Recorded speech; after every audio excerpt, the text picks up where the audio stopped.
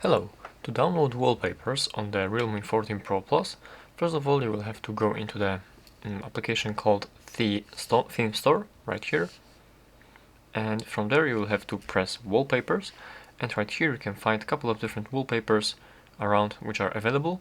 And right here you can also search for some particular wallpaper or type in some phrase which will give you the wallpapers with this particular phrase. As you can see, we typed cats, here we have some cats wallpapers, and select any wallpaper that you like, and simply as you press apply, the wallpaper will download.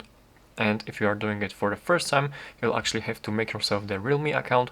The process is pretty simple. You will have to insert your email, then accept the code, and then insert some couple of different personal informations, and then you will have your account, and from here you will be able to actually download and use these wallpapers, just like this. And here you can choose where to apply the wallpaper. Let's select on both lock screen and home screen, and yeah, from here press apply, and that's how to do it. Thank you for watching.